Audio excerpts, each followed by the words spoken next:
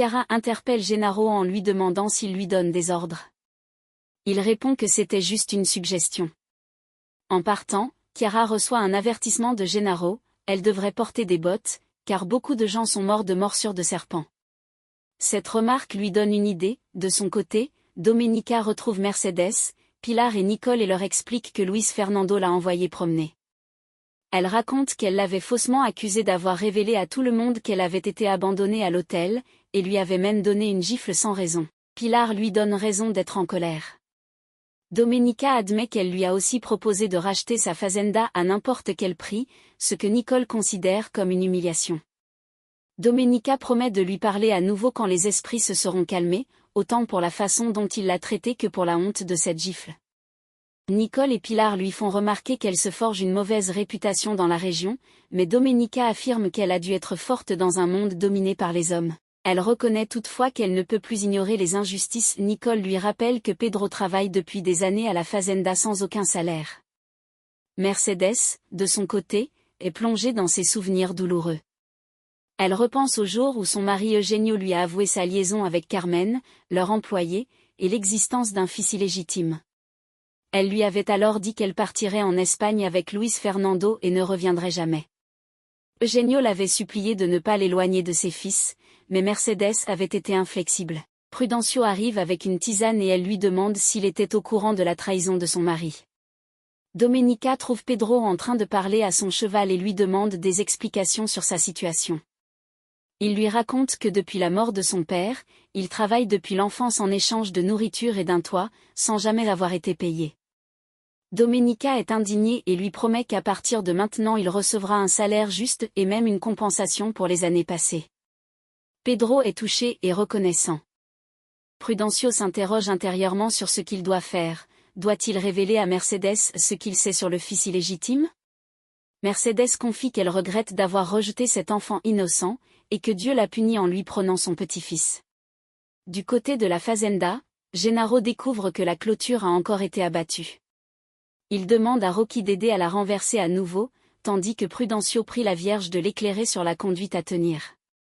Luis Fernando arrive chez Prudencio et annonce que la connexion Internet sera installée dans la semaine. Prudencio l'encourage à se reposer, mais Luis Fernando préfère s'occuper pour oublier sa douleur.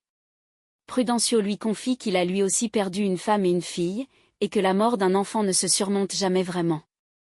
Pedro va annoncer la bonne nouvelle à Ned, il va enfin recevoir un salaire. Ned, d'abord indifférente, finit par écouter par curiosité. Elle est surprise d'apprendre que Domenica elle-même a décidé de régulariser sa situation. Mais Gennaro, informé par Ned, s'irrite et sort en trombe. Gennaro tente une manœuvre, il va voir Domenica pour lui proposer lui-même d'embaucher un vétérinaire et de payer Pedro. Domenica comprend immédiatement la ruse, elle a déjà tout décidé. Elle lui rappelle que s'il avait vraiment eu à cœur la justice, il aurait réglé le problème bien avant. Elle annonce vouloir repartir de zéro, sans tolérer de nouveaux problèmes. Gennaro donne sa parole. Dans la famille de Gabriel, les tensions sont vives. Maria veut faire un travail de groupe scolaire, mais Osvaldo refuse d'aider et Gabriel prend le parti de son fils. Il interdit à Maria de croire qu'il financera ses études, et la renvoie travailler au restaurant. Maria rétorque qu'elle veut faire médecine, et Gabriel la menace d'une gifle. Gennaro, de son côté, dit à Rocky que Pedro va payer pour avoir ouvert la bouche. Rocky lui conseille plutôt de trouver un moyen de continuer à gagner de l'argent sans se faire prendre. Chiara arrive avec une araignée et demande à Gennaro si elle pourrait nuire à sa cousine.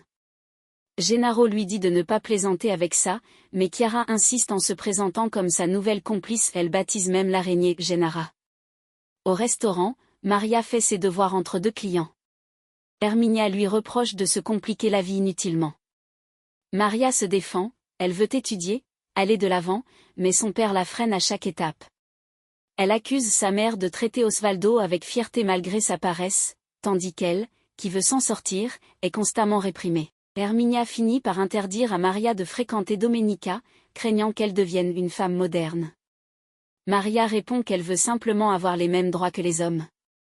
Chiara, ayant repéré l'araignée, attend que Domenica soit distraite et la glisse dans le tiroir où elle range ses sous-vêtements. Luis Fernando arrive à la fazenda, Furieux, la clôture a encore été abattue et il accuse Domenica d'en être responsable. Au même moment, Domenica ouvre son tiroir et se fait piquer par l'araignée. Elle crie de douleur. Luis Fernando, Pilar et Nicole se précipitent dans la chambre. Luis Fernando examine la main de Domenica, son cœur s'emballe, le venin est neurotoxique. Il faut un antidote immédiatement. Il demande s'il y en a un sur place, non. Il décide de l'emmener d'urgence au dispensaire de Santa Teresa. Chiara joue la comédie en feignant l'inquiétude, puis demande si Domenica risque de mourir. Luis Fernando répond que non, à condition qu'elle soit soignée à temps. En chemin, il trouve le dispensaire fermé. La situation empire, Domenica convulse. Luis Fernando décide de foncer directement vers São Felipe, laissant Pilar et Nicole derrière lui.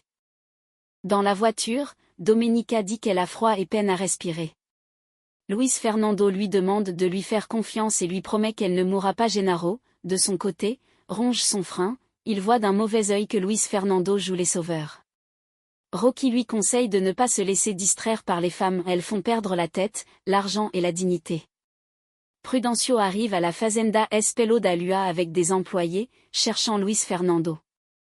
Pedro lui explique qu'il a emmené Domenica en urgence, sans autre détail. Chiara intervient et prend les choses en main, elle se présente aux employés et annonce qu'en l'absence de sa cousine, c'est elle qui est responsable de la Fazenda. À l'hôpital de São Felipe, Luis Fernando exige une prise en charge immédiate malgré l'absence de médecins disponibles. Il se présente lui-même comme médecin, installe Domenica sur un brancard et commence le bouche à bouche. Pendant ce temps, Chiara profite de la situation pour approcher Prudencio. Elle critique la gestion de Domenica et suggère qu'ils aillent ensemble parler à Mercedes pour apaiser les tensions entre les deux fazendas. Du côté d'Osvaldo et Adélaïde, Prudencio découvre que sa petite fille est sortie avec Osvaldo sans permission. Osvaldo l'affronte avec arrogance, affirmant qu'Adélaïde a le droit de choisir et qu'il peut lui offrir ce que Prudencio ne pourra jamais. Prudencio répond calmement qu'on ne confond pas valeur et argent, et que pour être un homme, il faut savoir se faire respecter par lui-même. Osvaldo tente de frapper Prudencio, Pedro intervient, et une bagarre éclate. La situation dégénère quand Osvaldo sort un canif. À l'hôpital, Luis Fernando annonce que Domenica répond bien au traitement et que le danger est écarté. Il lui murmure, alors qu'elle est encore inconsciente, qu'il savait qu'elle ne mourrait pas et qu'ils pourront continuer à se disputer. À cet instant, Domenica ouvre les yeux. Leurs regards se croisent longuement, chargés d'une intensité nouvelle.